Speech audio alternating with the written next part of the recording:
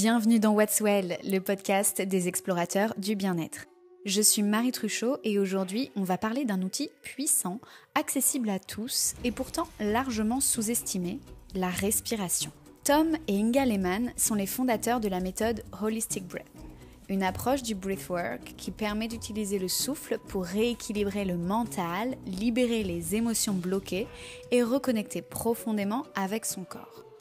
À travers leur pratique, ils nous montrent que respirer en conscience peut être une véritable clé de la transformation, capable d'apaiser, d'énergiser et parfois même de nous emmener dans des états modifiés de conscience. Que vous soyez novice ou déjà familier avec cette méthode, cet épisode va vous faire découvrir une manière nouvelle et puissante d'utiliser votre souffle pour mieux vivre au quotidien. Alors, inspirez profondément et laissez-vous guider.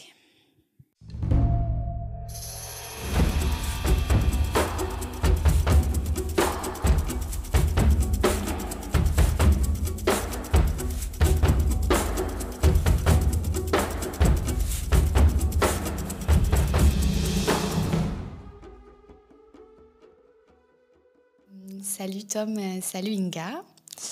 Merci d'avoir accepté mon invitation aujourd'hui. Est-ce que vous pourriez vous présenter rapidement pour nos auditeurs ? Merci de nous avoir invités, chère Marie. Moi, je suis Inga, je suis allemande à la base. Je viens d'un petit village, pas très important pour être honnête. Et je suis partie vivre à Paris pour devenir comédienne. Et j'ai fait des écoles comme Cours Florent et le Conservatoire national supérieur de l'art dramatique. C'est un long mot. Et j'ai suivi cette carrière d'artiste pendant une dizaine d'années. J'avais même une compagnie de théâtre. Jusqu'à ce que je me suis retrouvée dans une relation toxique qui m'a fait un bon virage de ma vie. Et après 3 ans que j'ai tenu dans cette relation, j'ai dit stop. Et j'entendais cette voix « pars ». Et ça ne m'a pas lâchée. Alors je suis partie, j'ai tout vendu. Je suis partie en Inde, en mode nomade, pendant 2 ans, entre l'Allemagne et l'Inde. En Allemagne, j'ai suivi une thérapie de groupe qui a profondément changé ma vie, qui était aussi la fondation de ce que j'ai créé entre-temps, la méthode Holistic Breath, dont on va parler plus tard. Et après ces 2 ans, je suis revenue en France, 1 mois avant le confinement. J'ai trouvé mon appartement et pendant tout ce temps, je me suis isolée pour respirer, méditer, écrire, pour plonger et voyager profondément en moi. Je ne savais pas encore vers où ça va m'emmener, mais c'était la naissance de Holistic Breath. Ok, super. Hyper intéressant. J'ai plein de questions du coup à poser là-dessus. Tom, est-ce que tu veux te présenter rapidement avant qu'on approfondisse tout ça ? Yes. Eh bien, pour ma part, l'aspect artistique et pour le coup musical, c'est vraiment l'une des choses aussi qui nous a réunis avec Inga. Alors moi, je ne suis pas comédien, mais j'ai toujours fait de la musique, chanter, pratiquer le violon quand j'étais tout petit. Et il y a une dizaine d'années, j'ai commencé à produire de la musique électronique, notamment quand je vivais à Montréal à l'époque. Et quand je suis rentré en France, j'ai commencé un projet de musique électronique avec un ami, un projet qui s'appelle Age, dont on est très fiers encore aujourd'hui, avec notamment notre 2e EP qui s'appelle L'Enfant Sage. Voilà, si les auditeurs ont envie d'aller jeter une oreille, c'est quelque chose dont on est très fiers. Mais malheureusement, on n'en a pas vécu. Et donc, pendant quelques années, j'étais un peu kéblo dans ce truc de j'ai cette passion de la musique qui me fait vibrer, qui me donne envie de me lever tous les matins, qui me fait écrire, qui me fait chanter, qui me fait bouger. Et pour autant, voilà, on n'en a jamais été intermittent du spectacle et j'ai jamais pu en faire un métier. Et du coup, la bonne nouvelle, avec du recul, c'est que c'est ce qui m'a poussé, pour ne pas dire qui m'a donné la permission d'aller vivre mon autre passion avec le yoga en Inde. Donc je suis parti me former à Goa en 2018 Et voilà, ce qui est rigolo, on a réalisé il n'y a pas si longtemps avec Inga. Que moi aussi, que je me suis formée en Inde en yoga dans le même temps que Tom. Alors, on était... À une centaine de kilomètres ouais, l'un de l'autre. Moi, on j'étais se à connaissait pas encore. Moi, j'étais à Mandren, toi, tu étais un peu plus au sud, on y était en Ouais. même temps. Et j'avais choisi cette formation, le souffle était déjà bien présent, parce que notre prof a fait un PhD sur les pranayamas. Oh, Donc wow. voilà, on respirait beaucoup et voilà, c'est ce qui a fait qu'en rentrant à Paris, j'ai commencé à enseigner dans pas mal de chouettes studios à Paris, jusqu'au confinement. Et puis voilà, gros stop comme pour tout le monde, Mm. qui m'a bien sauvé, je t'avoue, parce que je commençais à m'épuiser dans l'enseignement à Paris. Ça devenait difficile de joindre les deux bouts, même si ça marchait bien et qu'il y avait du monde à mes classes, mais c'était très challengeant et je pense que tu pourras sentir. Oui. On est nombreux de professeurs, surtout à Paris, où la vie est vraiment pas donnée. Voilà, pouvoir sentir un peu cette détresse j'ai cette passion, j'ai ce kiff et j'aime enseigner, mais réussir à le faire sans se brûler, c'est un autre challenge. Et c'est là, du coup, que j'ai composé pendant le confinement la musique de respiration, un peu inspirée par Wim Hof à l'époque, sur laquelle tu es tombé. Et c'est comme Ouais. ça qu'on s'est rencontrés. Donc j'ai créé la chaîne YouTube et voilà, les premières respis sur Inside Timer. Et Ouais. voilà, et peu après, on se rencontrait avec Inga. Et aujourd'hui, on a 2 enfants. Et oui. On habite en Autriche. Donc, Ah, vous ça habitez allait en assez Autriche, rapide. Ok. Ouais, on est en Autriche, là, on a une belle neige devant nous, il fait -11 dehors. Mais Et à la chaque fois, vie, je me demande où est-ce que vous êtes parce que moi, je suis de Haute-Savoie et je vois vos paysages magnifiques de montagne et je suis là, mais je connais pas cette montagne, qu'est-ce que c'est? ouais, Trop drôle. la vie nous a amenés ici et on s'est laissé guider. On sait que ce sera pas pour toujours, donc on en profite. Mhm. Et voilà, une petite Ok, fille de 2 ans et un bébé de 6 mois. ok, bah, Néo et félicitations pour Maëla. ça. Merci. Merci. Alors, vous nous parlez du coup de travail de respiration, de breathwork et aussi de holistic breath qui est votre méthode.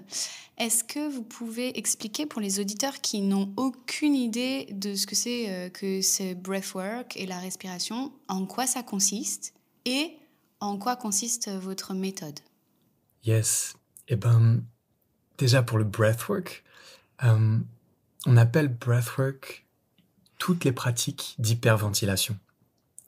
Et pour les personnes qui le sauraient peut-être pas, l'hyperventilation, c'est le fait, comme son nom l'indique, de ventiler, donc de respirer plus d'air que nécessaire.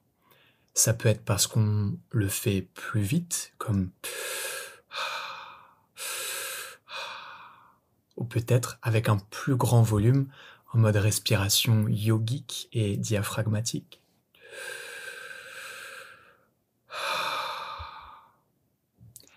Et c'est important, je pense, de noter que il y a certaines personnes, surtout dans le monde anglo-saxon, qui appellent breathwork des pratiques comme les pranayama ou la cohérence cardiaque ou même de la respiration carrée.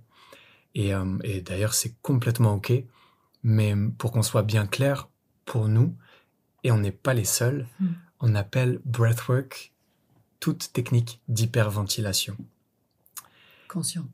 Consciente, évidemment. Parce que, bien sûr, ce que l'on veut éviter, là, ce serait l'objet d'un autre épisode, c'est bien sûr le fait d'hyperventiler au quotidien sans s'en rendre compte. Et pour plein d'autres raisons, qui sont pas bonnes pour la santé.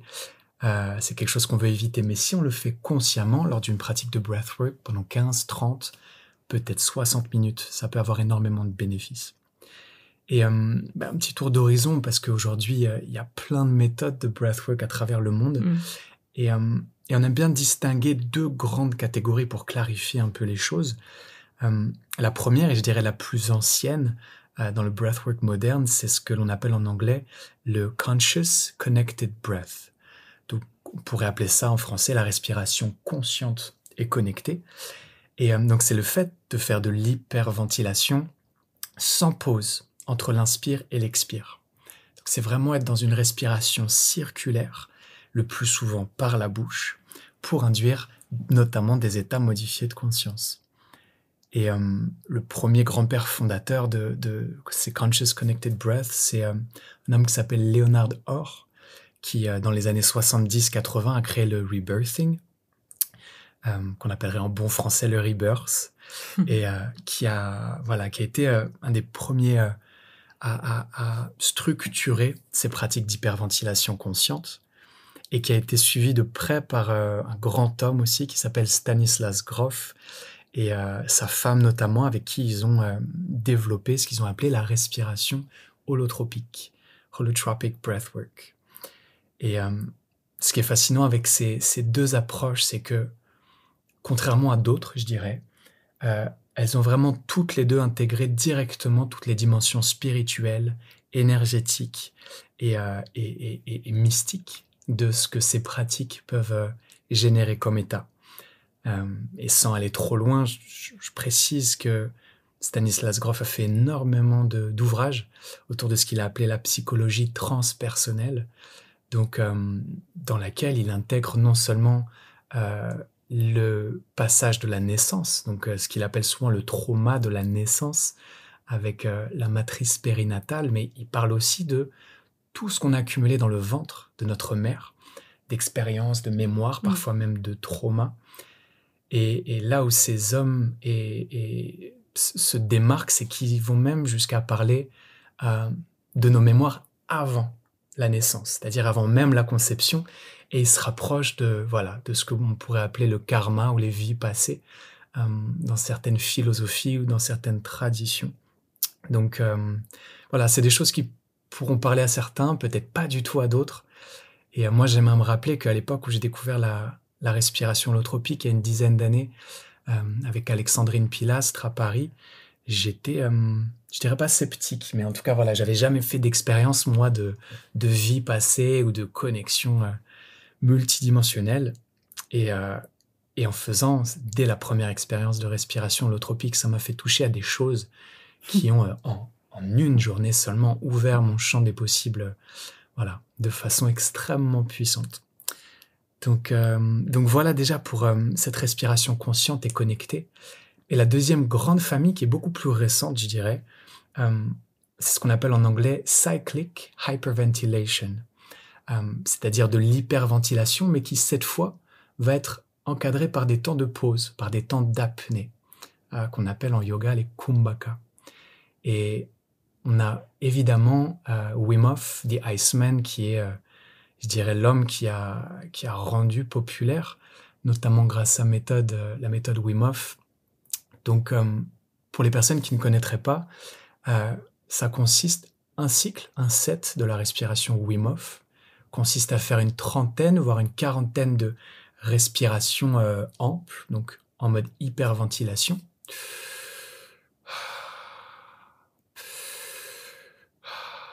Et ensuite, on va relâcher à l'expire, apnée poumon vide. Et il peut te laisser comme ça 30, 45, 60 secondes, parfois même plus longtemps. Et au bout d'un moment, il te dit grand inspire, apnée poumon plein, entre 15 et 30 secondes selon les coachs. Et là, on vient de faire un cycle. Et donc, c'est vraiment sur cette structure-là que de nombreuses méthodes se sont basées, en faisant 3, 4, 5 cycles, parfois même davantage pour des pratiques plus longues. Donc Wim Hof, on pourrait dire qu'il n'a rien inventé, il s'est vraiment appuyé sur les pranayamas, appuyé aussi sur les pratiques des moines tibétains, Tummo, et il a inspiré un autre grand monsieur qui s'appelle Niraj Naik, qui a été son ami et je dirais même son assistant pendant longtemps. Niraj qui a créé la méthode Soma, qui est arrivée un peu plus tard, il y a 3 ou 4 ans, je dirais, et qui a, lui, eu l'excellente idée, entre autres, de timer la vitesse et le rythme de la respiration avec de la musique qui était composée spécialement pour ça. Et donc Niraj a eu cette grande, je dirais, ce grand ajout à la méthode Wim Hof. Et enfin, je dirais que ça arrive jusqu'à nous, même si il y a encore d'autres approches, d'autres personnes qui ont développé tout ça, mais pour arriver jusqu'à nous et jusqu'à la méthode Holistic Breath, ce que Inga a développé, elle va vous en parler davantage. C'est vraiment basé sur cette séquence de cyclic hyperventilation, où on va hyperventiler dans un premier temps, et puis on va s'offrir des temps d'apnée pour réguler le corps et laisser la magie opérer. Merci pour ce beau récap par rapport à l'histoire du breathwork. Ce qui m'est venu d'ailleurs, tu sais où est-ce que j'ai rencontré, j'ai entendu parler de Wim Hof la première fois dans une boîte à Berlin. Ok. Il y avait un mec avec qui j'ai parlé et il m'a dit qu'il était vraiment en dépression pendant un bon moment.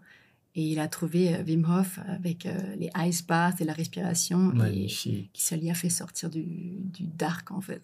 Je dis, OK, il faut que je check ça. C'est chouette. Et c'est comme ça que j'ai rencontré cette méthode. D'où est aussi basé Holistic Breath. Donc là, j'enchaîne.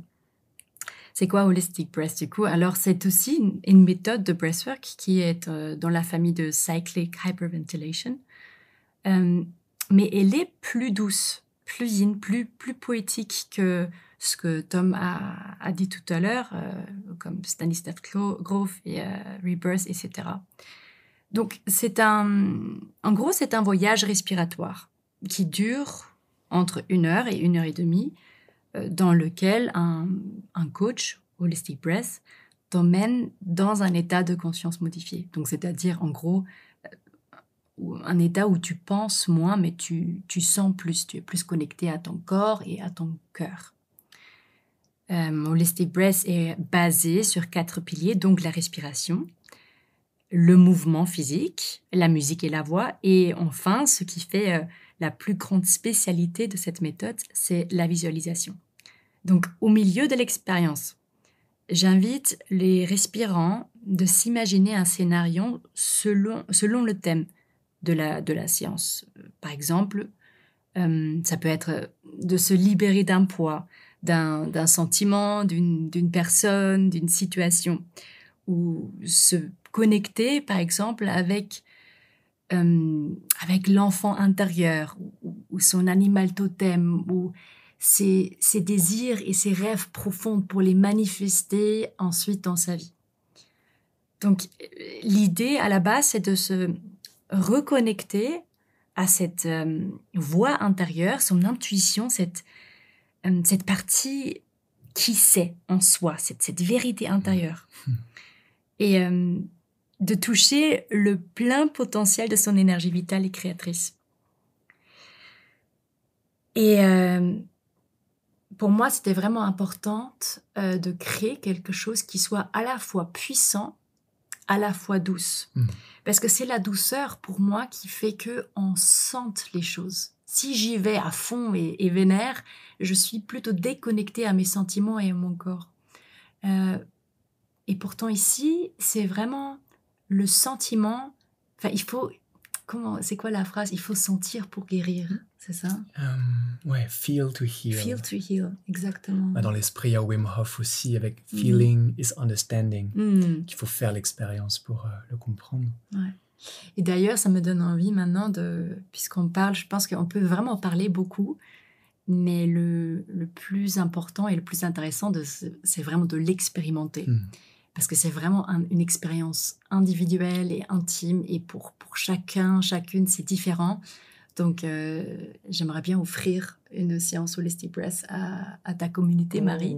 Donc, tu peux bien l'ajouter en bas de la description si tu veux.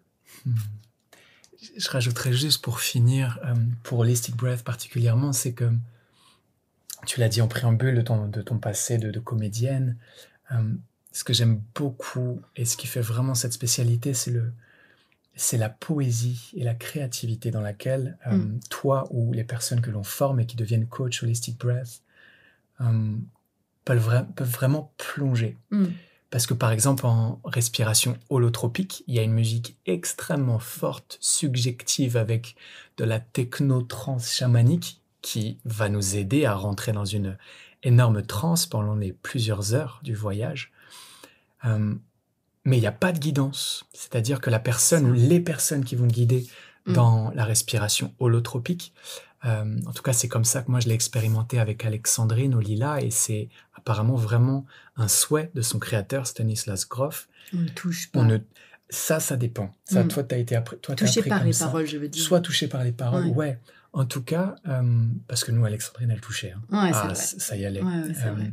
Mais c'est vraiment cette idée que chacun va faire son voyage sans être influencé par les mots, justement, par les guides. Et c'est très bien comme ça. Et en même temps, l'approche d'Inga a pris le pari de guider et de vraiment de proposer du coup des thématiques qui font que tu t'éclates aussi dans cette... Dans la création d'une séance, c'est clair. Avec je m'éclate en tant qui va qu'artiste. avec. Ouais. C'est vraiment ça. Donc, ouais. J'ai hâte que vous expérimentez. C'est une belle idée de proposer cette pratique. Ok. Et, du coup, ça m'intéresse parce que tu parles vraiment de la genèse donc de la création de Holistic Breath. Mais est-ce qu'il y a, tu vois, des événements ou des expériences qui ont été vraiment déterminants et qui t'ont amené à créer ou à explorer cette respiration? Qu'est-ce qui fait qu'un jour tu t'es dit bon, vas-y, je vais me mettre à respirer parce que voilà. Qu'est-ce qui t'a amené à ça? Déjà, il y avait une quête, une grande quête de vie, de mission, de purpose. À un moment donné, j'étais plus épanouie dans mon travail en tant que comédienne parce que j'étais très genre, bon, je vais avoir un applause à la fin, mais il y avait un truc j'avais plus besoin de ça, de remplir mon ego, j'ai envie de te dire. J'ai envie de servir. J'ai envie de je le dis avec des grands mots, mais c'est vraiment comme ça que je l'ai aperçu. J'avais envie profondément de donner une lumière dans ce monde, pour ceux qui le veulent, bien évidemment. Et de créer quelque chose qui crée une transformation dans les gens, qui a un impact. Et que moi, je suis plutôt celle qui va avoir l'applause, mais je suis plutôt celle qui transmet. Donc, à travers de moi, ça sert pour les autres. Il y avait vraiment un changement de quête, de perspective, de purpose dans ma vie. Et j'étais vraiment à la recherche de c'est quoi, comment, en fait. Et donc, pendant ces 2 ans que j'ai travaillé avec un thérapeute allemand qui s'appelle Wolfgang Merz, qui a vraiment profondément changé ma vie, je crois. Et il m'a fait expérimenter le breathwork, holotropique, rebirth, chakra breathing. J'ai vraiment fait plusieurs méthodes de breathwork. Et ça m'a tellement emmenée dans mon chemin de guérison, vers mes désirs les plus profonds, vers mes peurs et mes traumas les plus profonds. Et à chaque fois, j'étais genre, mais je suis une autre personne. Je suis sortie de là, ma tête a changé, ma posture a changé. Et cette puissance qui était à la fois, qui venait du souffle, mais aussi de l'imagination, ça m'a énormément interpellée, ça m'a énormément appelée. Et puis, j'ai commencé à suivre quelques profs de breathwork. Et quand tu as un calling, tu vois, quand tu le sens, que ça vibre en toi, tu dis genre, peu importe combien ça coûte, je vais me former avec toi. Genre, j'avais vraiment ça. Et j'ai commencé à faire des formations. Et aujourd'hui, je fais la 4e formation en breathwork. Je me forme encore parce que c'est un univers tellement énorme. Donc, c'était vraiment quelque chose en moi, profondément, qui m'a fait vibrer, qui m'a poussée. J'ai pas compris pourquoi, mais je savais que c'est ça. Okay. C'est une intuition forte. Ok. C'est vraiment, vraiment trop intéressant. Et du coup, ça me donne envie de demander le côté de Tom.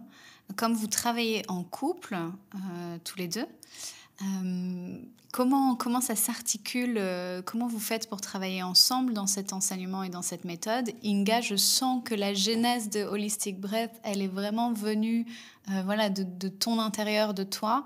Comment Tom est venu s'articuler là-dedans? Qu'est-ce qui t'a appelé, toi, Tom, à travailler là-dessus? Raconte-nous. Ben, moi, le souffle était déjà présent à l'époque où je chantais. Mhm. Et, et c'est mon grand ami Kamel que j'ai rencontré. J'ai réalisé aujourd'hui que ça fait 10 ans exactement que je l'ai rencontré dans une école de musique. En fait, Kamel m'a aidé dans son enseignement de la voix à, on va dire, accueillir la dimension mystique, Mhm. la dimension chamanique et totalement magique de ce que le fait de faire vibrer ton souffle peut entraîner. Mhm. Et donc de cette nouvelle pratique du souffle, j'ai, grâce à lui, découvert le yoga et la méditation. Et de fil en aiguille, j'ai découvert la respiration holotropique de Stanislas Grof, qui est vraiment l'un des pères fondateurs de ce que l'on appelle aujourd'hui le breathwork. Et donc, grâce à Alexandrine Pilastre, qui donne des sessions à Paris, au Lila, j'ai un peu, comme Inga l'a dit, avec ces mots, pu goûter vraiment à la dimension absolument sans limite des états dans lesquels la respiration holotropique peut nous emmener. Et c'est d'ailleurs notamment l'une des séances chez Alexandrine qui m'a vraiment permis de me dire, mais pars en Inde, mec, va te former, oui, c'est un budget, oui, tu sais pas si tu pourras enseigner à ton retour. J'étais plein de doutes et de questionnements et je suis sorti de cette séance de respiration avec l'évidence que, vas-y, prends tes billets, tu sais avec qui tu veux te former. Et je crois que c'est une des grandes clés de ces méthodes d'hyperventilation et de breathwork, c'est les messages qu'elles peuvent nous donner. Je peux ajouter une notion personnelle là-dedans. Bien sûr. C'est-à-dire que la première formation Holistic Breath, c'est-à-dire que j'avais vraiment cet appel aussi de transmettre cette méthode quand j'étais enceinte de ma première fille. J'avais 18 femmes pour cette première formation, ça s'est hyper bien passé. Et après mon accouchement, premier postpartum, je ne sais pas s'il y a des écouteurs, les femmes qui me comprennent, mais je crois que oui, on a un peu le cerveau mou. Oui. On est vraiment genre, quoi? Je suis tellement plus dans stratégie ou compréhension ou physiologie du souffle, pardon. Et genre, j'ai encore cet appel de guider, j'ai encore cet appel de faire plein de choses, mais je ne peux pas expliquer, mais je suis pas très claire dans ma tête, genre je suis très molle en ce moment. Et on avait même une conversation à un moment donné, genre je crois 6 mois après le postpartum, je dis à Tom, je crois que je suis bête. Je suis devenue vraiment bête. On a appris baby brain. Baby brain, God. exact. On a appris C'est entre-temps sérieux, qu'il y a une vraie modification du cerveau, surtout si tu es Ah, mais honnête. j'avais peur. Ça t'a fait du bien d'entendre ça, que Ouais. t'étais pas bête, t'étais juste Ouais. dans l'intégration. Et tu sais, quand tu as un peu de honte de ça, j'ai essayé de cacher que je me sens bête. Tu Non, vois, mais en j'ai fait, fait on le vit semblant toutes, que- donc tout va bien. C'est normal. Et j'ai dit, Tom, vraiment, j'ai envie de continuer, mais j'ai besoin de l'aide.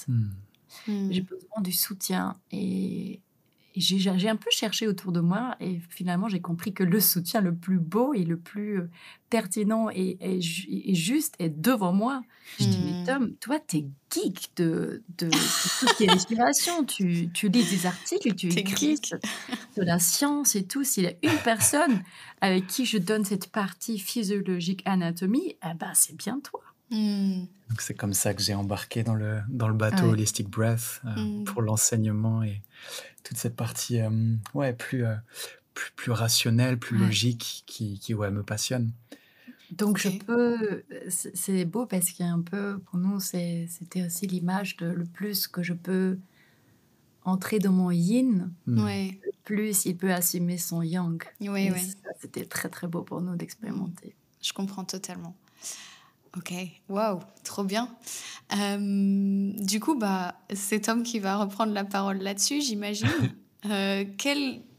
Comment tu peux expliquer les bienfaits physiques et physiologiques du souffle sur le corps humain, sur l'esprit? Comment ça se passe en fait? Quels sont les bienfaits qu'on tire de cette méthode? Oui, alors les bienfaits les bienfaits Vous avez du temps? les bienfaits du breathwork, il y en a beaucoup. Et je vais pas faire trop de digressions, mais en même temps, c'est enfin, moi, c'est ma passion, Mm. hein. Ça fait des années que je lis, que je croise, que j'apprends, que je me forme pour... Alors, j'ai essayé de lâcher ce besoin de tout comprendre et de tout expliquer. Le côté un peu geek que tu me dis parfois et que j'assume complètement. Et en même temps, comme disait Wim Hof, feeling is understanding. C'est pas parce que je l'ai lu dans un bouquin ou que j'arrive à l'expliquer que je vais en faire l'expérience. Il faut vraiment vivre ces pratiques pour en récolter les fruits. Et en même temps, les bienfaits, ils sont nombreux et ils travaillent sur plusieurs plans. C'est ça qui est assez fabuleux. Déjà, très concrètement, sur le plan physique, le fait d'hyperventiler, donc comme on a vu tout à l'heure, par le nez ou par la bouche, en quelques secondes seulement, ou en quelques minutes, si on y va un peu plus tranquille, ça va vraiment activer la réponse de stress de notre système nerveux autonome, c'est-à-dire appuyer sur la pédale d'accélération, comme j'aime l'appeler, c'est-à-dire la branche sympathique du système nerveux.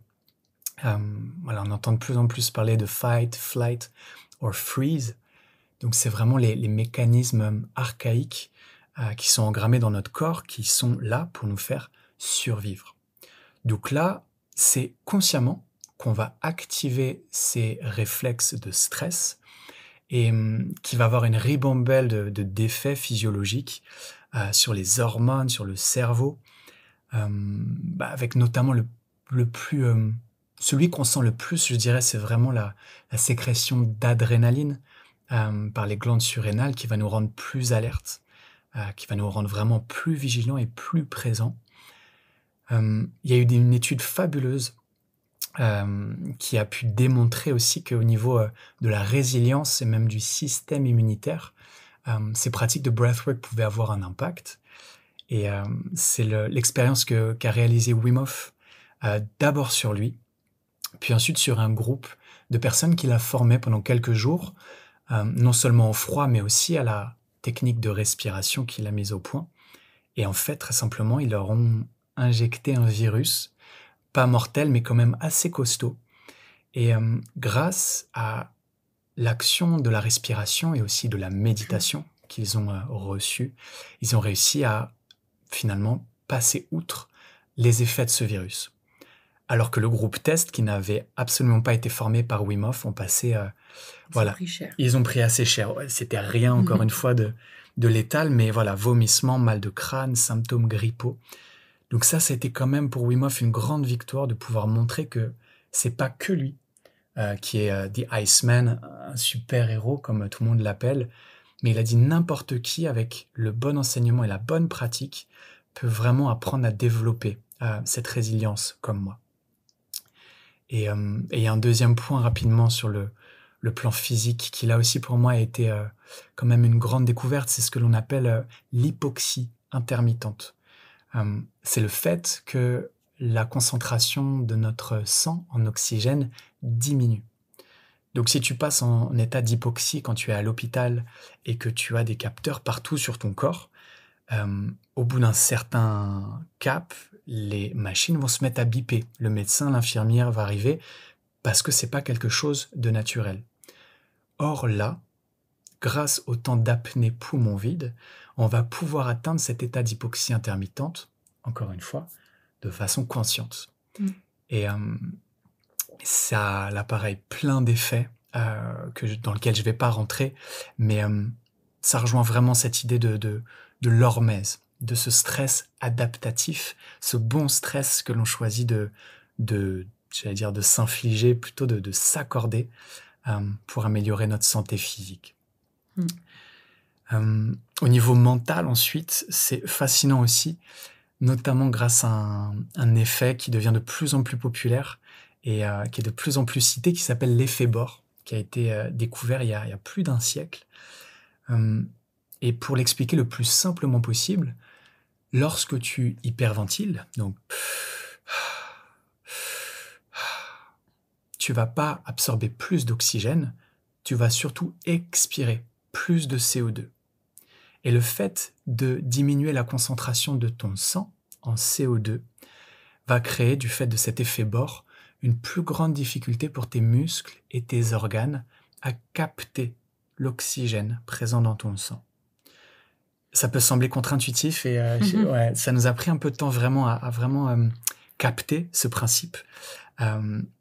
Mais très concrètement, par rapport à l'activité mentale, ce qui se passe, c'est que du fait de cette hyperventilation et donc de la baisse du CO2 dans le sang et dans le corps, mon cerveau, notamment ici, c'est lui qui nous intéresse, va avoir moins d'oxygène, on pourrait dire moins d'énergie disponible pour fonctionner. Et donc cette machine hyper intelligente qu'est notre corps et notre cerveau va se dire « Ok, si j'ai moins d'énergie à allouer à ma survie, ce que je vais diminuer en premier, ça va être le cortex préfrontal, c'est-à-dire la partie la plus évoluée de notre cerveau. Et c'est vraiment ce cortex qui est en charge de toute la pensée rationnelle, toute la raison, tout ce que l'on utilise lorsqu'on doit mémoriser, lorsque l'on doit calculer. Et c'est aussi ce cortex préfrontal qui est en charge... Bla de la vie quotidienne. Exactement. Qui fait chier de temps en temps. Et qui fait qu'on rumine, qu'on reste keblo dans nos problèmes, dans nos pensées parasites. Et donc, c'est l'une des explications, et c'est pour ça que je la trouve si intéressante à comprendre. En tout cas, pour moi, ça a été vraiment un bel apprentissage. C'est que quelques minutes, parfois même quelques secondes d'hyperventilation consciente peuvent suffire à shut down cette machine à penser et nous emmener parfois très rapidement dans un espace de paix et de soulagement. Parce qu'enfin, je ne pense plus. Et tu conserves de l'énergie à ne plus tourner. Tu ne penses plus, et je pense que ça va vers l'autre partie. La qualité des pensées change. C'est-à-dire que tu ne penses plus ce que tu vas manger ce soir, ou ce que tu dois faire comme course demain, ou les enfants. Ce que ton ex t'a écrit le matin même. Ces pensées, ils vont s'arrêter, mais comme on touche d'autres parties du brain, du cerveau, on touche aussi d'autres pensées, on touche aux mémoires. On touche peut-être à des choses qu'on a complètement oubliées ou mises à part. D'un coup, tu te retrouves dans ta chambre quand tu étais petite et tu joues avec ton jouet préféré ou tu as une connexion avec ta grand-mère d'un coup qui t'a dit quelque chose. Donc, il y a des souvenirs qui remontent, qui sont extrêmement touchantes. Et du coup, ça touche à cet corps émotionnel également. Parce que voilà, les souvenirs, les mémoires, et ça fait fondre le cœur en fait. Et c'est l'un des aspects magiques de ce que l'on peut vivre. C'est pourquoi on a parfois autant de pleurs, autant de cris, autant de manifestations physiques et émotionnelles. Parce qu'on peut mettre le doigt sans le vouloir et parfois le plus souvent sans le prévoir. Même si en Holistic Breath tu donnes des directions, chaque personne va la vivre à sa façon. Et c'est aussi, d'un côté, c'est bien de dire à quel point le breathwork joue à des bénéfices. Et de l'autre côté, on ne peut pas vraiment distinguer. Il y a aussi une partie psycho-émotionnelle, c'est-à-dire toutes mes émotions, ma colère, elle se retrouve peut-être dans ma gorge. Et du coup, je dois crier à chaque expiration, genre « Ah !» pour la décharger, ou les traumas qui se retrouvent dans les hanches, du coup je bouge mon corps pour que ça fluidifie un tout petit peu, donc c'est vraiment, tout est interconnecté en fait, on ne peut pas dire c'est ça le plan et mes émotions c'est dans le cœur et mes pensées sont dans la tête, non, tout est interconnecté et c'est ça qui est aussi intéressant parce qu'on peut beaucoup expliquer et à un moment donné, on ne peut plus rien expliquer parce que c'est complètement genre ça nous dépasse. Complètement mystérieux, mystique. Tu es juste là genre oh my God, qu'est-ce qui s'est passé? D'un coup, j'étais qu'une couleur. Où je suis allée dans l'espace, où je suis genre waouh, j'étais d'un coup un animal avec des ailes énormes et puis j'ai galopé dans le Sahara. C'est vraiment un truc de dingue que je conseille vraiment à chacun et chacune de vivre juste une fois pour goûter ce que c'est cette puissance et ce mystère du breathwork qui nous a vraiment ouvert un univers au-delà de tout ce qui est explicable. Et c'est beau que tu parles de mystère parce que quand on forme des futurs coachs à la méthode Holistic Breath, quand on arrive sur la fin de la formation, sur cette dimension spirituelle, énergétique, invisible, après avoir parlé de CO2, de diaphragme, de choses voilà, hyper concrètes, parce qu'on pense que c'est vraiment important d'ancrer tout ça dans la matière et dans la connaissance pour être capable d'accompagner ensuite en tant que coach. Mais on leur dit aussi à un moment donné de s'abandonner à ce grand mystère. Parce que oui, on peut parler de Kundalini, on peut parler de l'ouverture du troisième œil qui peut réagir à cette hyperventilation. Surtout si on se met, pour les yogis qui nous écoutent, à activer notamment Mula Bandha sur les temps de rétention, sur les temps d'apnée. On peut parler aussi, il y a pas mal d'études et en même temps on attend d'en avoir encore davantage pour s'épandre sur ce sujet, mais que dans des états modifiés de conscience dans lesquels on peut rentrer, ce serait notamment du fait de la sécrétion de la DMT, de la diméthyltryptamine, qui est voilà, cette molécule qu'on pourrait appeler miracle. Et ce qui est magnifique, c'est qu'on la trouve dans l'ayahuasca, on la trouve dans les champignons, dans les expériences de mort imminente, avant de mourir exactement. Et donc, c'est aussi l'une des raisons pour lesquelles du mieux que l'on peut, en tout cas, on essaie de faire de la prévention pour faire comprendre, soit aux personnes qu'on coach, évidemment, mais même à tout un chacun, toujours d'approcher ça avec humilité, avec respect. Comme si, surtout dans des séances plus longues, comme si on s'apprêtait à travailler avec une plante maîtresse, de prendre quelques grammes d'une médecine. On ne fait pas ça n'importe comment. Ouais, et, très juste. Parce que voilà, il y a un grand tout qui nous dépasse, qui demande à être exploré. Et je pense même que voilà. Ouais. J'ai juste à ajouter un petit truc, un exemple, parce que parfois on peut aller très très loin et à la fois il y a vraiment des exemples tellement concrets. Là, la dernière séance que j'ai faite en one-to-one, donc avec une personne, on a créé un espace pour elle, concernant le deuil, en fait. Elle avait perdu sa mère et ça s'est passé de manière hyper rapide. Donc, elle n'avait pas la possibilité de dire au revoir. Et du coup, j'ai créé un espace safe pour elle où elle a pu re-rencontrer sa mère et elle a pu dire au revoir proprement. Et c'était tellement importante pour elle. Et c'est ça c'est vraiment juste un exemple, mais ce qui est tellement, tellement beau et touchant et au-delà de tous les mots d'expérimenter, de voir, d'observer en tant que guide Holistic Breath, c'est le visage après. Quand il rouvre les yeux et tu vois ce glow, ce truc de « Oh my God, t'as rajeuni en fait, tu t'es soulagé d'un gros poids, tout recircule, tout est vivant et ça, c'est juste magnifique et c'est ça qui fait qu'on est tellement passionné là-dedans parce que ça crée une transformation puissante.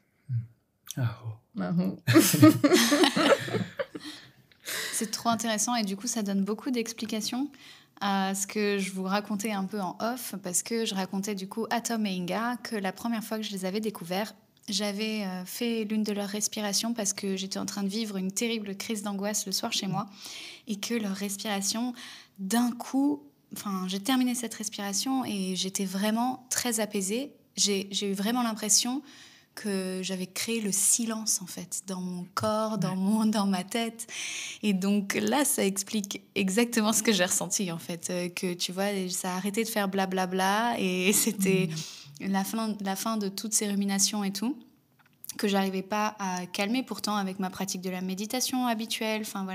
Là pour le coup le souffle avait été si fort et si intense et si tu vois était tellement bien dosé par rapport à ce que je ressentais, que en fait ça a super bien marché quoi, du premier coup tu vois. Donc c'est vraiment très efficace. J'avais beaucoup aimé ça. J'ai trouvé que c'est un outil fabuleux et du coup comprendre comment ça fonctionne, ça rend le truc encore plus intéressant. Si là demain il y a certains de nos auditeurs qui ont envie de débuter le breathwork, C'est quoi, selon vous, les premières étapes à intégrer dans son quotidien? Comment on commence, en fait? Ben, on en a parlé tout à l'heure de cette grande question, où commencer? En fait, je pense que tout d'abord, comme tu disais tout à l'heure, tu vois, tu étais dans cette situation, où tu savais plus quoi faire avec toi-même Mmh. et tu avais cherché un truc de genre SOS quoi: Mmh. «Aidez-moi, au secours». Mmh. En fait, il faut comprendre, je crois, c'est quoi les motifs? Pourquoi tu as besoin de respirer? Je pense que c'est intéressant parce que la respiration, c'est quand même un truc à faire, c'est-à-dire c'est yang, c'est tu vois, tu t'allonges pas juste pour recevoir, c'est Mmh. actif, Mmh. ça peut être fatigant, ça demande une motivation, ça demande une intention, et quand tu viens avec une intention et tu respires avec cette intention, tu fais vibrer tout le corps, c'est là où ça peut emmener vers une énorme guérison. Mmh. Donc comprendre les motifs, je pense que commencer par ça, c'est déjà énorme. Et puis en termes pratiques, s'informer si il y a, comme on a un peu expliqué, il y a 2 choses. Il y a la respiration dans l'univers de la vie quotidienne, des pratiques de pranayama, la conscience déjà de la respiration, des petits exercices comme la cohérence Cohérence cardiaque. cardiaque, ce genre de Mmh. choses. Et puis là, le breathwork. Le breathwork, c'est beaucoup plus stimulant, c'est beaucoup plus thérapeutique ou chamanique. Je ne ferai pas une séance de breathwork tous les jours non plus, même si je l'ai Mmh. fait pendant un petit moment. Euh, donc, commencer déjà par la conscience de son souffle, que c'est quelque chose qui ne se fait pas seulement automatiquement, mais je peux le aussi observer. Je peux mettre ma main sur mon ventre et sentir comment mon ventre se gonfle quand j'inspire. Déjà, cette conscience et ce contact. Mmh. Et puis, expandre le souffle avec, comme on a dit, cohérence cardiaque. On a partagé aussi pas mal de vidéos sur ce genre d'exercice sur notre chaîne YouTube. Mmh. Et puis, pour le breathwork, vraiment, je pense commencer avec quelqu'un où tu sens que ok, j'ai confiance en lui, en elle, de trouver un guide. Mmh. Où tu sens, ok, avec cette personne-là, j'ai envie d'expérimenter, je fais confiance, je me sens en sécurité. Et je connais aussi sa méthode. Comme on disait tout à l'heure, il y a plusieurs méthodes de breathwork. Il y a holotropique, il y a rebirth, il y a chamanique, il y a holistic breath. Et je dirais, par exemple, si on parle de holistic breath, on me demande souvent, j'ai jamais respiré, est-ce que je peux respirer avec toi? Holistic breath, c'est très beginners friendly, c'est-à-dire c'est Ok. très doux, c'est très féminin, c'est poétique, c'est lent, ça veut pas dire que c'est pas profond. Le yin est très très très profond, Mmh. mais j'ai pas besoin de shooter les gens vers la lune. Oui. J'ai plutôt envie qu'ils se connectent, qui Mmh. créent un contact avec leur plus profond désir ou ce qui veut être touché à ce moment-là. Mmh. Ok. Moi, je rajouterais juste sur un plan un peu plus mécanique, mais ça rejoint ce que disait Inga, que c'est vrai que je dirais que l'un des meilleurs moyens d'approcher le breathwork, c'est déjà d'approcher sa respiration au quotidien. Et c'est vrai que s'il y avait une chose à apprendre, à maîtriser, que tu connais très bien et qui est une base en yoga, c'est donc la respiration complète yogique, Mmh. qu'on Mmh. pourrait appeler respiration diaphragmatique. Mmh. Et c'est vrai que j'aime bien, moi, commencer par là, parce que si j'arrive à, pour un millier de raisons dans lesquelles je rentrerai pas ici, moi, c'est vraiment le cœur de mes approches et de la spécialisation dans laquelle je continue de me former, c'est vraiment la respiration au quotidien, contre le stress, contre l'anxiété, contre l'insomnie, pour que monsieur et madame tout le monde, qui n'ont pas forcément envie de partir sur 45 minutes de breathwork, puissent Mmh. redécouvrir leur corps et leur respiration.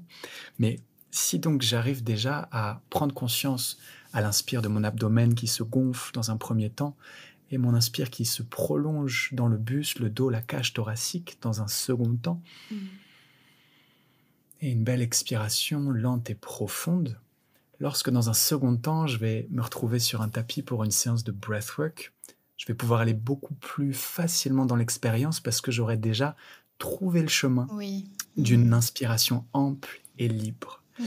qui peut justement parfois prendre énormément de temps parce que le diaphragme, comme le psoas, va stocker énormément les stress, les tensions, voire les traumas. Et donc voilà, c'est drôle parce que je digresse un petit peu, mais Inga est en train de continuer de se former vraiment dans la branche trauma release et des choses extrêmement puissantes et confrontantes émotionnellement pour pouvoir accompagner encore plus loin là-dedans. Là où moi, je suis dans quelque chose de beaucoup plus... comment on respire 99% du temps, le reste de la journée, quand je suis pas en train de faire ma session de breathwork, en fait.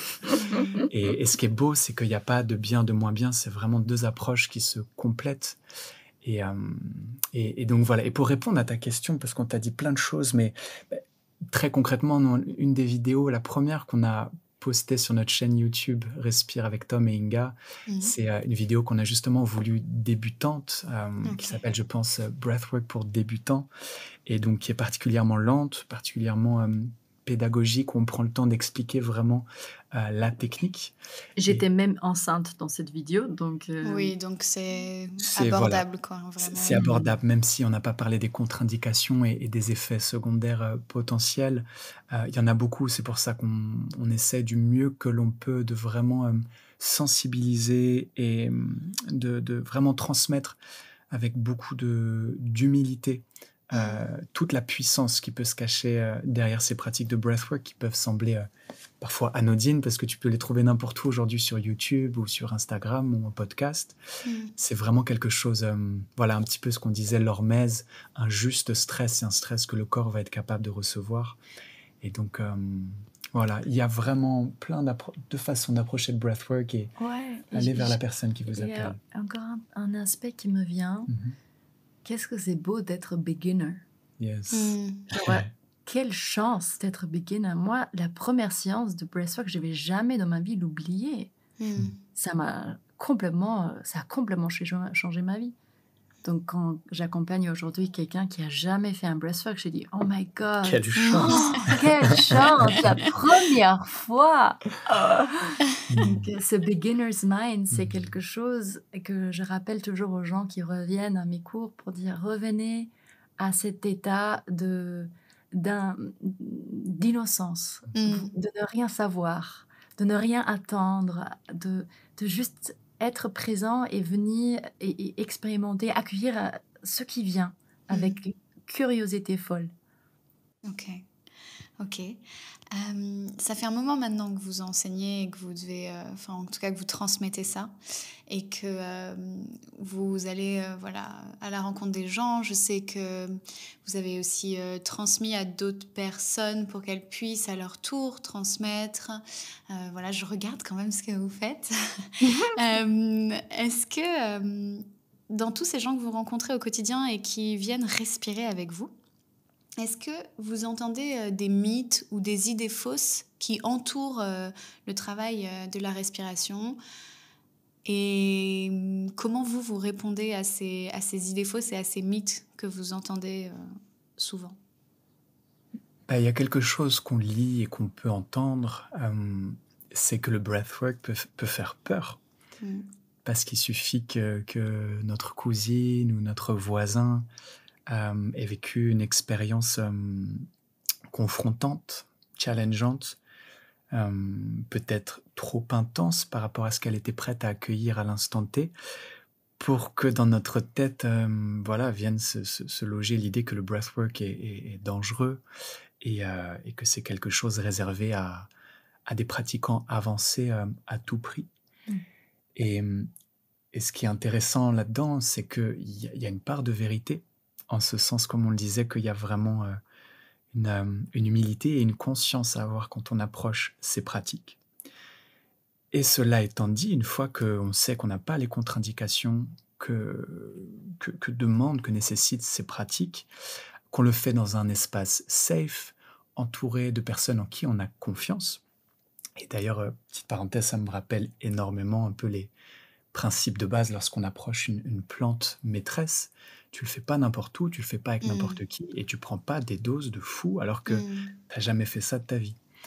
Et Et donc, cela étant dit, une fois que le cadre est posé, ce qui est magnifique, c'est qu'on peut aller aussi loin qu'on le souhaite et qu'il suffit de cesser l'hyperventilation, donc cette respiration rapide, il suffit de la cesser pour qu'en quelques secondes seulement, les marqueurs reviennent dans le verre et qu'on puisse sortir en quelques secondes seulement, parfois 1 à 2 minutes si on est allé vraiment loin, de cet état de transe. Contrairement à si tu prends une coupe d'ayahuasca ou quelques grammes de champi. Oui, bon, C'est là, t'es parti, bloqué. hein. Oui, t'es parti, mon pote. J'espère que Accroche-toi. tu t'es mis dans un espace inspirant pour vivre ça, parce qu'il n'y a pas de marche arrière. Donc c'est ça que je trouve très beau, c'est qu'on peut vraiment aller, et d'où encore une fois, si on n'est pas tout feu, tout fou à vouloir tout de suite croquer la pomme à pleines dents, si Tu on y va restes en contrôle. progressivement, voilà, semaine après semaine, pratique après pratique, et un jour tu t'es dit, tiens, ok, là je suis chaud, j'ai un gros dossier à travailler, peut-être un deuil, peut-être un choc, peut-être quelque chose tu sens que tu as sur le cœur et la conscience, et là tu te dis, ok, peut-être même qu'à ce moment-là, tu fais appel à Inga accompagne dans des séances individuelles pour des personnes qui ont vraiment des choses importantes, qu'elles sentent qu'elles ont besoin de plus de proximité pour travailler. Et donc voilà ce qui me vient par rapport à... Ça peut faire peur. Encore une fois, je pense qu'il y a du juste là-dedans. Et en même temps, ça reste, quand c'est fait dans les bonnes conditions, suffisamment safe pour que voilà, ça puisse être approché. Ouais. Ok. Toi, Inga, quelque chose te vient, non? Je pense que tout est dit. Super. Non ouais. Ok. Depuis que vous avez commencé à explorer cette méthode, mais le souffle en général, est-ce qu'il y a eu des moments marquants ou une transformation particulière dans votre exploration dont vous avez envie de nous parler et que vous pouvez nous raconter? Donc, ce que je vous raconte, c'est intime. Hein. Mais toujours, à chaque voyage, c'est extrêmement intime. Donc, j'ai envie de vous partager cet exemple, qui est un énorme exemple, parce que je ne serais pas là aujourd'hui où je suis. Donc, au début de notre relation avec Tom et moi, j'avais énormément de peur. À la fois, j'ai senti cette espèce de magie entre nous. C'était quelque chose d'inexplicable. Tous ces petites bulles autour de nous, c'était extatique. Je voulais même pas mettre un mot là-dessus tellement ça m'a envoyé et tellement c'était clair que c'est l'homme pour moi. Et de l'autre côté, j'ai tellement paniqué parce que j'étais marquée. J'étais dans une relation toxique pendant 3 ans. J'ai perdu toute confiance dans l'amour, en moi, dans une relation. Donc, même s'il y avait tout cette espèce de ce pétillant en moi, mon cœur s'est verrouillé. J'avais vraiment, vraiment peur. Et j'ai commencé à me raconter plein d'histoires, pourquoi cette relation marche de toute façon pas. Et j'ai senti que non, quelque chose en moi a besoin de s'ouvrir, à shifter, à se transformer pour que je puisse laisser la vie faire ce qu'elle a envie de faire avec moi. Et que ça va être que bon. Donc, j'ai commencé à respirer avec cette lourdeur dans mon cœur, avec cette armure dans mon cœur, et je ne savais pas encore vers où ça va m'emmener. Mais j'étais dédiée à regarder quoi que ce soit, peu importe ce que c'est, je vais l'affronter. J'ai respiré suffisamment jusqu'à ce que j'étais enfin dans cet état de conscience modifié où j'ai moins pensé et j'étais que cœur. Et là, d'un coup, j'avais vu un chien de loin. Et quand j'étais petite, un chien m'a mordu. Et depuis ce jour-là, j'avais très peur des chiens. Et donc, je vois ce chien de loin et j'ai commencé à pleurer de peur. En breastwork, on est toujours dans une bulle de sécurité et en même temps, j'ai vécu cette peur de cette fille qui s'est fait mordue. Et j'ai regardé plus près et en fait, ce chien, la tête du chien est devenue la tête de Tom. Et j'ai pleuré. Pareil, j'avais peur, j'étais effrayée, j'étais genre... Oh. Et ce chien, avec le tourne de tête, parfois commençait à s'approcher et j'ai respiré profondément jusqu'à ce qu'il était devant moi pour me dire que pas tous les chiens sont pareils, pas tous les chiens sont méchants. Et j'ai commencé à marcher à côté de lui. Il avait vraiment un moment comme dans Le Petit Prince, en fait, de s'apprivoiser, c'est ça le mot. Et j'ai commencé à adoucir et à faire confiance. Et d'un coup, j'étais sur son dos et on a galopé dans l'univers et nous voilà. C'était assez rapidement. Mais j'ai dû affronter cette peur de faire confiance, cette peur de l'amour. Et c'est ce que ça m'a fait, c'est pas que Tom est venu et moi j'ai ouvert mes bras et je dis enfin je suis prête pour l'amour. Non, j'étais plutôt dans la posture, je suis détendue. J'ai plus peur. Je t'aime et tu es libre. Peu importe si tu veux être avec moi ou pas, je t'aime et tu es libre. Parce que j'ai confronté ces peurs en moi. Je suis là pour l'amour, je suis pas là par la peur. Par peur. Et c'est drôle dans le mécanisme de l'homme et femme, l'homme qui veut toujours la liberté, la femme qui veut toujours la connexion. Puisque j'ai pu lui donner cette liberté, et ben à ce moment-là, il a pu me donner la connexion. Et je suis sincèrement, profondément sûre que cette expérience a fait qu'on est devenu un couple. Wow. Ça devait être quand même intense comme expérience à vivre. Est-ce que, là c'est vraiment une question plus personnelle pour Inga, mais est-ce que tu as toujours, à chaque expérience de breathwork, des moments où tu vois les choses, où tu perçois des choses, ou est-ce que ça t'arrive que certaines fois et voilà? Moi, pour être honnête, toujours je vois des choses. Parfois, ça m'emmène vers le passé, parfois vers quelque chose de très dans le moment présent, et parfois vers des visions dans le futur. Donc, c'est vraiment les 3 espaces-temps où ça m'emmène, et ça m'emmène toujours vers là où j'ai besoin de la guérison, ou la clarification, ou la libération, ou la connexion. Et ça se fait automatiquement. Rarement, très rarement, j'ai fait un breathwork où j'ai rien vu. Mais c'est de cette manière que je fonctionne. Ok. Ok, très bien. Merci. Oui, vas-y, dis-moi. Je suis appelé à partager rapidement quelque chose par rapport à ça, parce que contrairement à Inga qui voit toujours pour les archanges pour les auditeurs, on s'est fait 3 minutes de cohérence cardiaque tous les 3 là avant de commencer l'enregistrement du podcast, et même là Inga a une image magnifique juste en cohérence cardiaque, t'étais pas en hyperventilation. Donc c'est aussi quelque chose de très propre à Inga, et je précise juste ça parce que peut-être que certaines personnes pourront se dire mince, moi je vois jamais ou je vois très peu.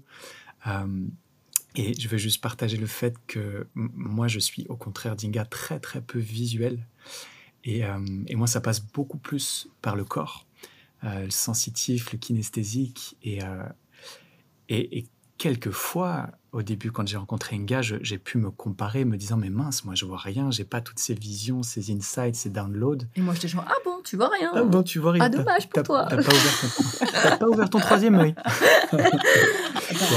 Faut préciser qu'Inga a fait plusieurs fois les 10 jours de Vipassana. Il y a eu des grandes étapes de sa vie où elle méditait plusieurs heures par jour toute seule. Donc c'est aussi quelque chose que tu as cultivé, qui certaines personnes, je pense, ont ça de façon innée. On n'est pas tous égaux par rapport à ça, et tant mieux. Mais je voulais juste dire aux personnes qui peut-être nous écoutent et disent mince, moi j'ai jamais rien vu. Il y a d'autres moyens de capter les informations que par le visuel. Sûr. Et c'est hyper précieux à expérimenter. Merci pour cette précision. Je pense qu'effectivement, c'est nécessaire pour que chacun puisse explorer ses sensations différemment. Euh, Aujourd'hui, c'est quoi vos projets pour l'avenir avec Holistic Breath? Est-ce qu'il y a des nouvelles choses que vous allez explorer? Oh oui, on a des super beaux projets qui nous fait genre oh my god, j'ai hâte. Merci de poser cette question. Alors, Raconte, je veux nous, on a savoir, un je veux tout grand savoir. rêve qui va se réaliser littéralement très bientôt. Euh, on a envie de créer une expérience Holistic Breath en live, c'est-à-dire que je guide en direct, en live, et c'est Tom qui fait la musique. Donc, ça va vraiment une immersion de souffle et de musique en même temps pour créer, enfin vraiment pour faire un pont entre nos, d'où on vient, notre art en fait, et aussi vers où on est allé, vers le souffle. Et concrètement, on fait notre Ben, première. notre première sera au Swara Yoga Festival qui va se tenir du 24 au 27 juillet 2025, pas très loin de Marseille. Et c'est la première édition d'un festival organisé par des amis qui va être fabuleux, qui Oh tourne waouh! beaucoup autour du yoga et du son. Voilà, Bhakti, Cacao, Ecstatic Dance. Ça Tout ce va qu'on être, aime. voilà. Et donc c'était vraiment l'occasion. Ça fait longtemps qu'on veut faire ça et ça, voilà, on a un enfant, maintenant 2. On se dit à quel moment on va trouver l'espace et le temps de faire ça. Et là, du coup, voilà, on a cette date qui est posée. Et donc, on va, voilà, créer cette expérience Holistic Breath Live Oh, c'est Experience génial. pour, voilà, nous permettre, moi, de remettre les mains dans mes machines, dans ce que je pouvais faire avant en solo ou avec Age, voilà, en mode électro. Et pour Inga aussi, le côté scénique, parce que tu es comme un poisson dans l'eau dès qu'il s'agit d'enregistrer en live. Et du chant, il y aura aussi. Et du chant, voilà. On va essayer vraiment de mixer, de fusionner tous nos kiffs, en fait, parce qu'on sait qu'ils sont hyper complémentaires et que... voilà, donc il y a ce projet et si on se laisse rêver, on sait qu'on a envie de faire le tour du monde et d'être booké dans les festivals les plus chouettes qui soient et voilà, pouvoir vivre ce Breathe rêve. around the world. Breathe around the world. Donc, Ce voilà. serait trop cool en vrai. Mais pour l'instant, on fait pas encore nos nuits, on se réveille 8 fois par 8 fois Mais par nos nuit. rêves sont grands. Mais voilà, on sait que... Mais il faut. Non, mais Et c'est un super projet. Je vais regarder parce que ça m'intéresserait vraiment de le vivre. magnifique. Donc, c'est On te trop bien. redonnera les détails si tu veux les Ouais, mettre en avec note grand de plaisir. l'épisode. Et en parallèle à ça, on a notre 4e formation Holistic Breath, voilà, qui sera au printemps prochain. Il reste encore 3-4 places. Et qu'on a ouvert cette fois-ci que pour femmes. Yes. Pour les femmes, c'était vraiment un appel que j'ai eu aussi dans un état modifié de conscience. Que c'est très, très, très juste de honorer nos sujets dans ce cercle. Et donc, ça va être une grande première pour moi de guider vraiment ce cercle féminin pour faire vibrer nos thèmes, nos sujets, nos blessures et nos désirs profonds. Trop bien. Ah, Et bah en c'est... parallèle- Ah, encore Et- vous avez encore d'autres choses, mais vous Bah, avez bah, plein de... Et Ah et oui, ça, mais ah en oui, parallèle, j'aurais la presque chaîne fait. YouTube, à quoi tu penses? Ah oui, tu penses? Ok, bah, Alors, c'est vas-y, drôle. toi. Elle me regarde avec des grands yeux.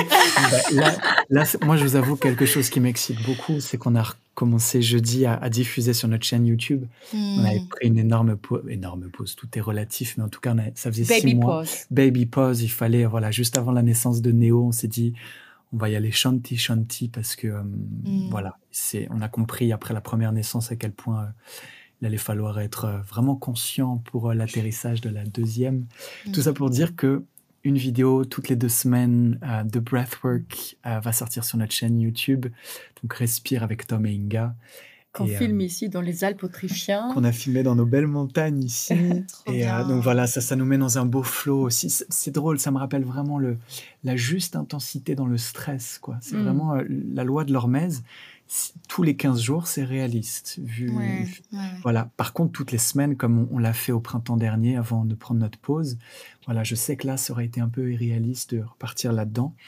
Mais voilà, je suis très content on est content de vous annoncer publiquement que publications reprennent toutes les 2 semaines. Trop bien. Et il y aura du breathwork, il y aura de la cohérence cardiaque, il y aura de la respi pour dormir, pour s'apaiser autant que pour connecter avec les cieux et plus si affinité. Je vais aller m'abonner tout de suite parce que Trop je pense que bien. j'en ai bien besoin. Ok, c'est trop bien. Ah, Voilà. super. Et toi, tu voulais dire Bali, on part à Bali Mais dans un oui, mois. on part à Bali Voilà. pendant 3 mois. On Oh, fait le coming waouh. out, on l'a pas encore annoncé. Là, parce que je crois qu'on n'y croit toujours pas. Qu'on part pour 3 mois à Bali. Et Waouh. c'est un voyage hyper important pour nous. C'était déjà bien présent quand on s'est rencontrés. Et à chaque fois qu'on voulait prendre les billets, je suis tombée enceinte.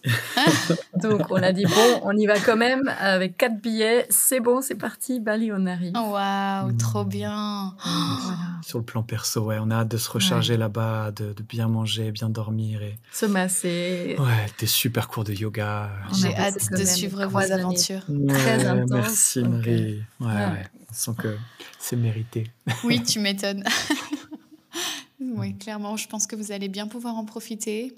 Et en tout cas, je vous le souhaite.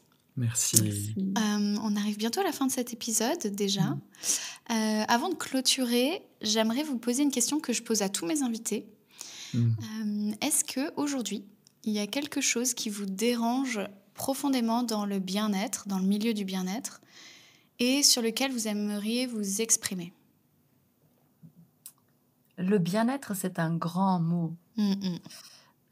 Et c'est un univers très vaste. Et la personne qui cherche dans le bien-être, c'est parce qu'elle veut qu'on lui fasse du bien. Alors que je pense que quelqu'un qui guide une personne qui a besoin qu'on lui fasse du bien, qui a besoin du bien, la personne qui guide, je pense que c'est intéressant de vérifier sa posture, dans le sens que parfois on est tellement espéré, on veut juste que l'autre nous dise ce dont qu'est-ce qu'on doit faire. Et on lâche tout notre pouvoir, on lâche toute notre autonomie, notre souveraineté. Et du coup, pour moi, ça crée un énorme danger. Alors que vérifier par qui on a vraiment envie de se faire accompagner. Et c'est quoi ses motifs, c'est quoi sa posture, comment je me sens dans sa présence. Est-ce que je me sens plutôt empowered? Et je pense qu'il y a... j'ai envie de formuler tout de manière positive, de rester toujours connecté avec soi, avec ses intuitions profondes qui sont toujours justes. Et je crois que je saisis très bien. Pour avancer, c'est important et c'est beau. On serait pas là où on est aujourd'hui si on n'aurait pas accueilli de l'aide, du soutien, de l'accompagnement. Ça nous aide vraiment. Mais jamais, à aucun moment, j'ai senti que j'étais manipulée. On m'a volé mon énergie. Il y a du vol énergétique, spirituel, il y en a. Donc, de rester attentif. De rester son propre gourou. Exactement. Exactement. Je crois que c'est délicat de dire, mais je pense que c'est important. Je vois très bien ce que vous voulez dire. Ok. Super, c'est hyper intéressant. Merci pour cette réponse riche et puis pour cet épisode passionnant. Merci à toi, Marie. Merci. C'était un plaisir d'échanger. Merci à vous. Et puis, j'espère que nos auditeurs auront apprécié aussi.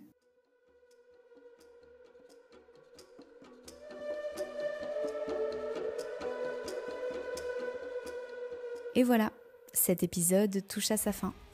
J'espère qu'il vous aura donné envie d'explorer votre respiration autrement, de la voir comme un outil puissant pour transformer votre mental, libérer vos émotions et vous reconnecter à votre corps. Un immense merci à Tom et Inga pour leur partage et leur énergie. Si vous voulez en savoir plus sur la méthode Holistic Breath, je vous invite à les suivre sur leur réseau et à découvrir leurs ressources en ligne. Tous les liens sont dans la description de l'épisode. Si cet échange vous a inspiré, partagez-le autour de vous. Laissez un avis sur votre plateforme d'écoute préférée et rejoignez-moi sur Instagram pour continuer la conversation. D'ici là, respirez, explorez. On se retrouve très vite pour une nouvelle plongée dans l'univers du bien-être. À bientôt dans What's Well.